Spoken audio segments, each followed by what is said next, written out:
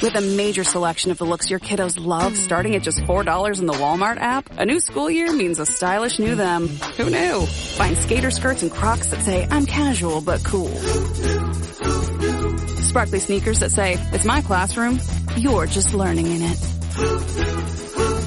And preppy polos that say, I'm the teacher's pet, even if they're mommy's menace at home. Find their favorite styles starting at just $4 in the app. The Walmart you thought you knew is now new. Una silla de masajes puede parecer extravagante. 8 configuraciones diferentes, intensidad ajustable, además es calefaccionado. Y se siente tan bien. Sí, una silla de masajes puede parecer extravagante. Y 2, bueno, aún más. Pero cuando esas sillas de masajes vienen con un auto, se vuelven bastante prácticas. El nuevo Volkswagen Tiguan 2025 con funciones premium como los asientos delanteros con masaje disponibles. Solo parece extravagante. The Dr. Sky Experience on the Red Apple Podcast Network. And to begin our conversation, no stranger to this radio show, we'll be welcoming back Bill Yenne, an author, historian, and book producer. His background goes like this. Bill Yenne is author of more than 36 nonfiction books, as well as a dozen novels. His work has been selected for Chief of Staff of the Air Force Reading List, and he is the recipient of the Air Force Association's Gil Rob Wilson Award for the most outstanding contribution in the field of arts and letters, and as an author whose works have shaped how thousands of Americans understand and appreciate air power. Previous Gil Rob Wilson awardees include Edward R. Murrow, Ted Koppel, Tom Brokaw, and Tom Clancy. Aviation historian Colonel Walter Boyne, formerly director of the National Air and Space Museum, complimented Bill Yenne's, quote, masterful storytelling, while Roger McGrath of the Wall Street Journal notes that Mr. Yenne writes, and I quote, with cinematic vividness. And with that, a proud welcome again. Good evening to you, Mr. Yenne, on the West Coast, and thank you for joining us on the Dr. Sky Experience. How are you? Well, it's a pleasure to be here. I'm doing fine tonight. Well, thank you for being with us. Happy to be here, and yes, I'm ready to talk about aviation. Well, you know, this runs through your blood and so many other people out there. That the history of aviation, of course, we could go back into the early days of Wilbur and Orville Wright, bicycle repairmen that do something almost unheard of, where they get a short flight, not even the length of a wingspan of a 747. But that happened, a long time ago, back in 1903, if I'm correct. Is that an accurate statement? That is an accurate statement. That's very and interesting. They did 4 flights that day. It wasn't just one of a kind fluke. It was they did it, and then they did it again and again and again. Well, Bill, this is amazing. I wanted you to say this better in your words than mine. You're the author of so many books, but not just in the aviation per se world. I mean, you're also deep into history. Give us a little bit of a spread spectrum of some of the titles that you've written about, because I find this fascinating, not only for us here on the Dr. Sky Experience, but for future interviews. You also delve back into the history, military history. Can you give us some examples of those? Well, I've done a lot of books on the Second World War. I've done a lot of books on air aces of the Second World War, but going way back before that, I did a biography of the Lakota Chief Sitting Bull that was on Amazon's Best Books of the Year. It was number 14 in the top 100 the year it came out, so that felt good. Sold some books with that number. Interesting. But that's some of what I've done.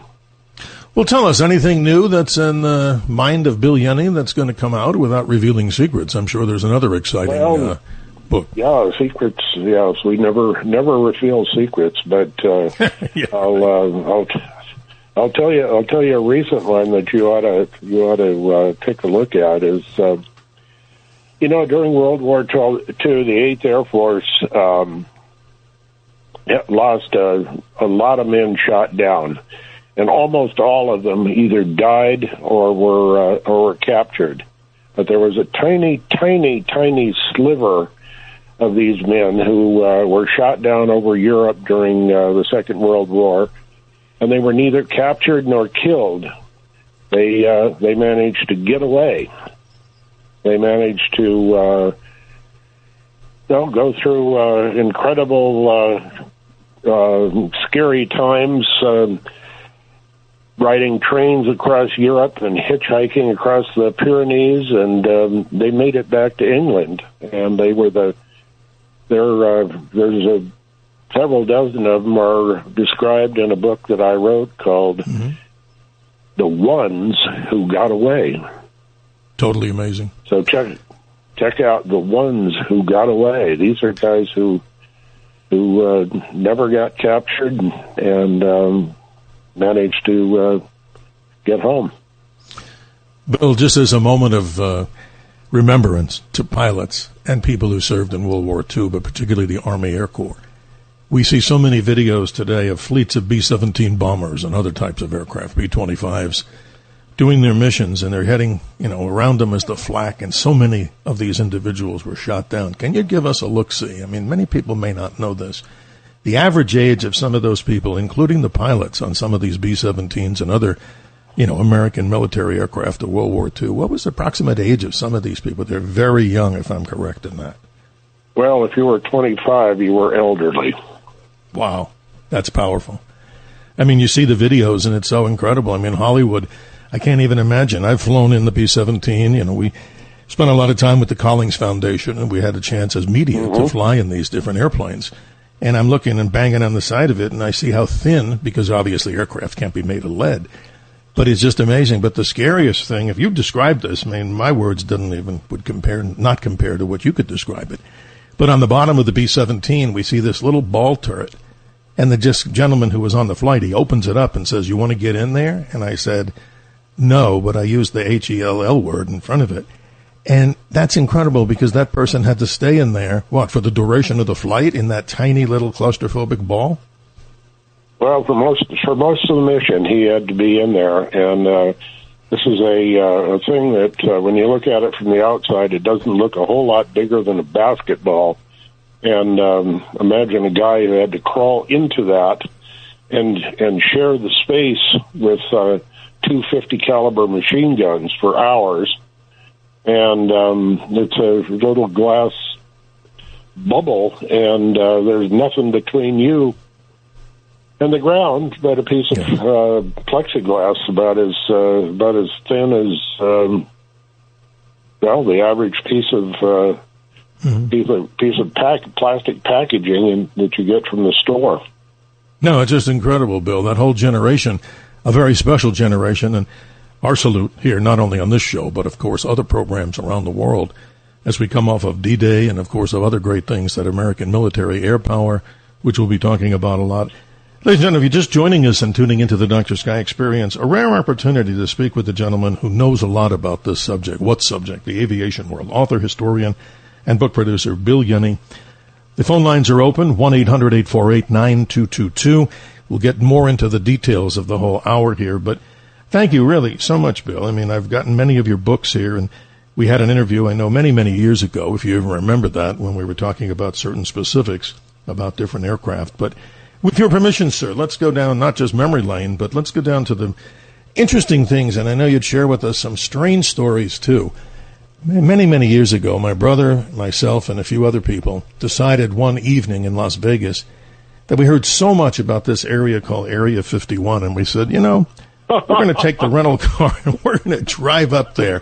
And this was about 9 o'clock at night, Bill, and the rest is history. But the reason I wanted you to talk about this is so many things, misinformation has been given out there. I mean, it's a big cash cow for so many people to drive up the extraterrestrial highway. But tell us some of your experiences. You and I were talking off air about this, but it's the most ridiculously dark place, which is good for night sky, but no wonder the government put it there. Tell us some of your stories. That's amazing about that place. Well, yeah, it's really in the middle of nowhere. It takes hours to drive there from anywhere, never mind Las Vegas, and it was set aside in the early 50s when the CIA wanted to build a super high altitude, long range reconnaissance airplane, spy plane. They wanted to build this spy plane. They went to Kelly Johnson at the Skunk Works at Lockheed and Burbank, and they said, "Kelly, build us an airplane," and he did. And of course, it was completely top secret; nobody knew about it. Well, they had to find a place to test this thing, and so they looked all over the West, and they found the place that was farther from anywhere than any other place, and it was a dry lake called Groom Lake, and nice and flat. They were able to put in a runway, and they trucked all of these secret airplanes. They were called U-2, and they took the U-2s up there, and they tested them, and the whole flight test program took place there. Nobody knew what was going on. Nobody saw it. Nobody knew anything about it. And that's where the whole thing got started, with the U-2, and then there's a whole list of other airplanes. We could spend 2 hours talking about all of them. The A-12, which became the it led to the SR-71, fastest air-breathing airplane ever, and that was flying in the 60s, and that was another one of the aircraft out there. And then through the years, there have been a lot of others, and there are things that are just you can't even get your head around some of the things that I've heard talked about there. And, it's amazing, Bill, and it's so amazing because as we fast forward to this, my experiences, I'm going to try to get more as we talk with you during the hour. You know, folks, the phone lines are open at 1-800-848-9222. You may have some questions about general aviation. You may have questions about, of course, some of the details that we're going to get into here, and we welcome that in the form of dialogue. But it's amazing. We used to go up to a place called the Little Alien, which many people would thought was totally a joke. It was a place that had a bar, and I guess you could camp overnight or even get a room. And we knew the owners of that place, so maybe somebody out there, Bill, is listening all across the nation and maybe even around the world that had these experiences, but I don't want to go through my experiences because that would take up the entire show. But here's the question to you. What do you really think is going on currently at Area 51? And is it really as secret a place as it might have been then, or is it even more of a top secret location? Your opinion, please. Well, I would say all of the above. And that's a oxymoron, but that's the nature of Area 51. I think there are some amazing things going on out there. Like there was like the Tacit Blue aircraft back at the end of the last century. It was an airplane that this was after people started figuring out about Area 51, and this airplane went through its entire flight test program, flying all over southern Nevada, and went through the entire flight test program, years. Landed, taxied into the hangar, and hangar doors closed, and none of these websites or magazines or tabloid newspapers had any idea that it had ever existed. And yes, amazing. So it's like that Rat 55 that has been in the newspapers lately. Yeah, I want to talk about that, Bill. And, you know, since we open people's minds, at least that's what they tell us, and that's our goal here on the Dr. Sky Experience, to talk about things that maybe are the great mysteries, not only here in the, astronomical and cosmological universe, but as we talk about this. But for years, and we'll leave out the story of Robert Lazar, because that could be very bizarre, not to say, we had him on our program. What's his claim to fame? Yeah. That alien technology has been, re-engineered, or they, took these things apart. Who knows? But let's go to the present. Yeah. Many people who fly in the flying world, they're interested in something that they're seeing, a strange aircraft flying around with the call sign of Rat 55. What the heck is it, and why should we be concerned at all or important at all about that? Well, I hate to break it to you, but this airplane is 50 years old. It's a 737-200 airframe, and it's one of 19 aircraft that were ordered by the U.S. Air Force in 1973 as navigation trainers under the designation T-43A, T for trainer. Mm-hmm. Sure. And it's one of those aircraft. It's called an NT-43A now, and it has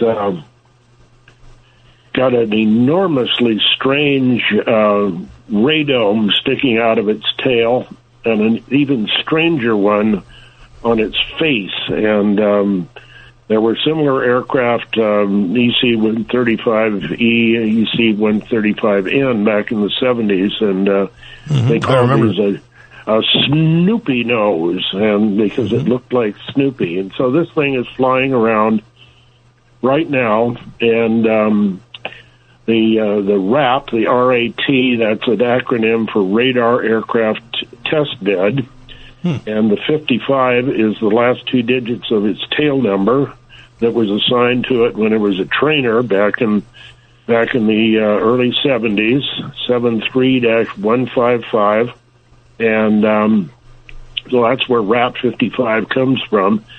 And what it is used for, and is testing and evaluation of stealth technology. And there's still a lot of stealth technology being developed. Shh, don't tell anybody. And I certainly won't reveal that secret, not on this show, but you bet. Please don't. Yeah. Okay. I could get shot, but it's reason it has those funny radomes is that so that it can fly next to an airplane and cover all the angles of the airplane to evaluate the stealth performance of its coatings and its configuration from all angles in flight, and it doesn't have to it can cover a lot of angles because it's a big radome, basically. And, well, Bill, before this particular half hour runs out, I just wanted to let everybody know your website so we can hear that. Because this is very important, ladies and gentlemen. There's a wealth of information there. What is it, Bill Yenne? What's your website? Well, it's www, and then my name, Bill Yenne, BILLYENNE, all one word, .com. And, I want to do a shout-out. The Cates family, if my brother's listening, I think they're actually in Las Vegas right now. And I want to mention something to the listening audience here, and I know you've looked at it and you've given it high marks.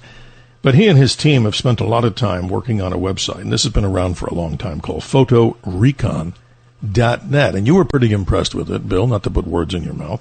But I think that's interesting that as I'm sitting here, I'm getting a text from my brother here. They're actually sending me, they do this aviation art, and they're actually showing me a picture that one of their artists has created of U.S. Air Force NT-43A, and there it is. It's an amazing one. I'll send you a copy of this, but ladies and gentlemen, if you want to learn more about all of what we're talking about, BillYenneBooks.com and photorecon.net. And this goes out to a very specialized audience, ladies and gentlemen, that has a really big interest in this whole concept and this subject matter. So I find this fascinating, Bill, that this... Yes. Yeah, what I find fascinating about Photo Recon is not so much that it's a nice website, which it's a nice website, but it's the the photography services that your brother and his team absolutely have. It's just absolutely amazing what they do. Go to the website and read about it. And the other thing is you've got so many links to so many other sites within the aviation world that it's a. I have it on my desktop. Well, we appreciate that. We really do appreciate other things. So it's very good. Take a look at it. Photo Recon. No, I appreciate your compliments on that too. Again, ladies and gentlemen, 1-800-848-9222. We have so much and so little time to discuss these great subjects with author, historian, and book producer Bill Yenne. We only have a few minutes before the bottom of the hour, so I'm going to save that one for later. But what's the latest on the F-47? Is this an actual aircraft that's in production, or is this just a theoretical prototype on a drawing board, or is that really something that the United States government and Air Force is moving forward on? Well, they are moving forward on it. It doesn't exist. It's I guess you'd say that it's a step past the drawing board. It's the eventual replacement for the F-22, and which doesn't seem like it needs to be replaced just yet. But the Air Force always likes to keep a replacement in the works so that it's there when they need it. It's a high performance stealthy jet fighter, Mach 2 jet fighter. It performs the similar mission to the F-22. As far as when it's going to be flying. I remember a time a few years ago when they were estimating that it was going to be operational by way off in 2025. Well, it didn't make it, and so look for it maybe by the end of the decade. It's built by Boeing. It's the portion of Boeing that used to be McDonnell, and that's. No, it's an interesting concept because as we talk about sixth-generation fighters, ladies and gentlemen, we're talking about, who knows, as we look at the B-21 Raider, the not replacement, I guess, if you want to call it technically, to the B-2s, and look at all the historic, events that have happened in the last few months with B-2s over Iran. The B-21 Raider supposedly has that capability, as you probably know better, to have some sort of AI integral part to it. And I'm sure with the way these designs are coming, the F-47, it seems like AI, Bill, is everywhere. And we're coming up on that hard break, ladies and gentlemen. Much more with our special guest, Bill Yenne, author, historian, book producer, BillYenneBooks.com. The Dr. Sky Experience on the Red Apple Podcast Network. The Dr. Sky Experience. Entertaining and informative. On the Red Apple Podcast Network. As we continue at 47 minutes after the hour, ladies and gentlemen, our special guest, Bill Yenne, author, historian, and book producer. Let's say good morning to Bill in Long Island. You've been patient. How are you this morning, sir? Bill in Huntington? Oh, okay. Well, go ahead, my friend. Okay. So it's a different one. Okay.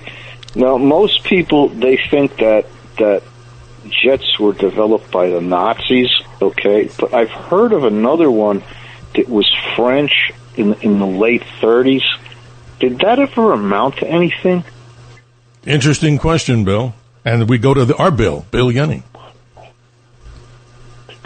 Well, the development of jet aircraft was taking place in a lot of countries. It was taking place in Britain, and it was taking place in the United States, and it was taking place in Germany. And there were also some attempts being made in Italy and elsewhere, but it was the Germans who won the race and got the first flight of a jet aircraft. Totally amazing story, Bill. But not by much, and there were other people nipping at their heels. Bill, I thank you for your call. We're going to move forward because we've got a big caller line up here. But let's go out to Las Vegas. And, of course, without further ado, let me say hello to my own brother, Joe Cates, as we put Bill Yenne and Joe together. Good evening, Joe. How are you this morning or this evening out there? How are you? Good evening, Steve. How can you hear me well? I sure can. Go right ahead. Well, I just wanted to say it's a true honor to be on the phone with such an aviation author. I've got a modest library at home, as you know, and most of the books that I value a lot are Bill Yenne done books by him. And the Lockheed story, the Boeing, the Evergreen, it just goes on and on. But one of the books that I like so much is the Area 51 Black Jets. And that book really gets into what you guys were talking about tonight and the whole concept of the Area 51 and how it started and all the amazing technology that was tested out there that we know of. And I think it's a great testament what he wrote in that book, Area 51 Black Jets. And we're also putting that actual book on the Photo Recon front page right now as a link to Bill Yenne's books And we just awesome. did that right now as we're talking right now. So I just want to say hello, Bill. I'm a big fan and read a lot of your stuff, and I have a library of a lot of good books. So thank you for what you do. Well, I'm honored to be on your shelf, Joe. There you go. And if I can ask Brother Joe this, obviously that Rat 55, I just took a look at that. Maybe you want to send that out, and everybody, ladies and gentlemen, can go to photorecon.net and look at the artwork that they do. Believe me, folks, this is fascinating. And for President Donald John Trump, you guys did an amazing Air Force, the Air Force One poster that I think is just knocking it out of the park. So thank you for what you guys do. Well, thank you. And actually that we have several features on the site of the artwork that Dave does. And we do these for the military retirements and things like that of aircraft. And we honor special aircraft through these 12 by 18 lithographs that we do market them, but we're not talking about that right now. But we can get certain ones to certain people. But we'd be happy to get a few samples out to Bill. But that's something we do on the side. We do have them on Recon throughout the pages there. You'll see Dave has done several, and even got you sitting with one person that we both got to talk to, and that was Frank Murray, A-12 pilot. And you're sitting there holding one of our prints in one of the pictures, so the fans can go out and the Bill. Well, ladies and gentlemen, it's all about, not to cut you short, Brother Joe, but it's all about American exceptionalism and our dedication to those that gave a sacrifice in all branches about the true story of America that needs to be told. So thank you. Be safe out there in Las Vegas, and don't go up to Area 51 tonight. I would certainly not think headed that's up now. Are you? No. There you go. Have a good morning, guys. And yeah, go ahead. I appreciate your time. Let's welcome as many callers as we can get here. Mark in New York, you've been patient. You're on with Bill Yenne. How are you doing this morning? Hi, nice to talk to you both. You were talking about the great books about aviation, and it brings to mind one of the ones I read as a kid. I couldn't put it down. Wind, Sand, and Stars by Antoine de Saint-Exupéry. Oh, yeah. Wow. It's about the earliest days of individual pilots in open planes flying over the Pyrenees, above the Sahara, and along the snowy ramparts of the Andes. And alone with no radios, just brave men and the wind, the sand, and the stars. He was delivering postal deliveries along the way, but he was an early pilot and philosopher, and these are memoirs. These days, young people don't read very much. They don't read books. But if they want to read one that's memorable and exciting, Wind, Sand, and Stars. That's amazing. I want to hear from you, Mark. Are you also a military veteran, if you don't mind sharing that with us? Tell us. I'm not military, but apparently people that worked at NASA are considered the equivalent. I was told that I was essential at that time to the defense of the United States. Wow. That's a great career. Wow, Bill Yenne, what do you think? I mentioned previously I'd worked at the Goddard Institute for Space Study. Wow, that's interesting. You'd be a good interview yourself. We can talk about that in the future, and we salute, again, all the men and women who give the dedication to this great country in many, many ways, and we do appreciate your commentary here, Mark. Have a good morning, and hope you'll continue to be part of our Dr. Sky Experience family as we continue to grow it with the power of Talk Radio 77 WABC. Bill, you get the floor. Let's wrap up, as sad as it is to go to the top of the hour. We hate to lose you on the contact here, but we'll have you back, of course, and I hope you'll agree to do that in the future. But give us some other look-sees. Yeah, I have a couple of other quick questions that I wanted you to respond to. And this is such an amazing story. Define to us what truly is a military ace. Now, this is fascinating because we both know, that is my brother, and maybe many people out there, the Vietnam ace of the Air Force of Vietnam, and General Steve Ritchie, who we've known for many, many years. I don't know if he's passed on. I mean, I don't know. But describe to us so everybody understands, what's a military ace when it comes to aviation? This is an interesting answer. Yeah, and an air ace is somebody who has shot down 5 enemy aircraft in aerial combat. Somebody who has fought with these aircraft, with these pilots, and has succeeded in shooting down 5 of them. The first guys who did that were French, and the term was coined for them back in the First World War. Roland Garros, the famous tennis player, also a pilot. He was the first man to shoot down 5 German airplanes. And then World War II, there were thousands of aces, and there were 100 aces in the Korean War, and there have been fewer than 100 aces since the Korean War. Well, Bill, this is interesting. A little sideline story that I think many people will find kind of interesting. I do. Back in maybe about 15 years ago with the Collings Foundation, they did a lot of restoration of aircraft, the old warbirds. We found out that General Steve Ritchie's actual F-4 Phantom was redone by the Collings Foundation. And here he is, short stature pilot, the first time we met him. And he introduces us. We go to the flight line, and we see this massive ship. If anybody's not seen a F-4 Phantom, a pretty big McDonnell Douglas aircraft of its time.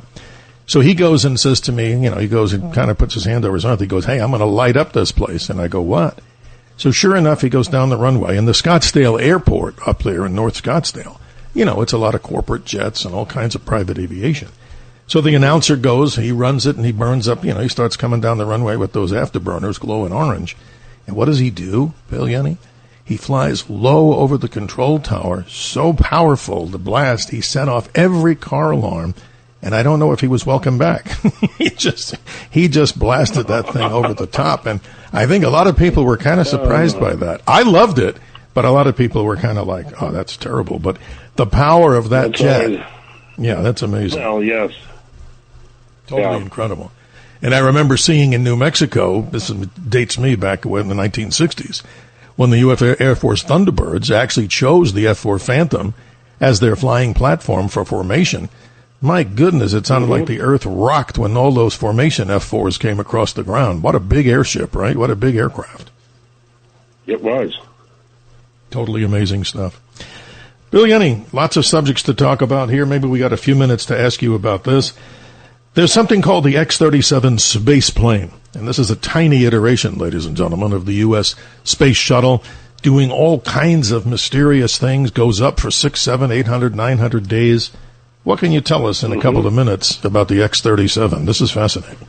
Well, it's a robot reusable spacecraft. It's a space plane. It's launched vertically like the space shuttle, and it lands like an airplane, like the space shuttle did. It's a robot airplane. It was owned by the Air Force for a while. Now it's owned by the Space Force. Nobody knows what it does. It's never been revealed what it does when it's up there. And as you said, it's been up there. It's had 3 missions of over 700 days in space. 1 mission of 908 days, took off in 2020 and didn't get back until 2022. It's a test bed for a lot of technology, and beyond that, nobody really knows what it does. And also, maybe you have more information about this for a future show, but I was just pulling something up here that we also do on another program, and we're privileged and honored to be able to do that on the Sunday morning show. John Katzimatidis is the Sunday Roundtable program. We've talked about China's copycat of this particular craft. Apparently, they have one like it. We still don't know what they're doing, but apparently it has a robotic arm, and it's released something into space, or it can actually, not to sound nefarious toward the Chinese, but it has the capability of sending out some kind of a kinetic missile or something that could hit or destroy satellites in space. That's why I think it's good to have Space Force, don't you? Yeah, well, these kinetic missiles, that's old technology. A kinetic missile is, I had a thing that fired kinetic missiles, deadly kinetic missiles, when I was 10 years old. It was called a Remington 22. And yes, and I had a Nerf gun at one time. Yeah. Bill Yenne, I hate to cut you short, but thank you for all you do, and we do appreciate it. BillYenneBooks.com. Thanks for listening to the Dr. Sky Experience. You can hear the Dr. Sky Experience Saturday mornings, midnight to 2 a.m. If you like the podcast, share it with your friends and listen anytime at WABCRadio.com and download the WABC Radio app. Hit that subscribe button on all major podcast platforms. Plus, follow WABC on social on Instagram, TikTok, Facebook, and X. See you next time for a new episode so you never have to wonder. What the heck is going on here?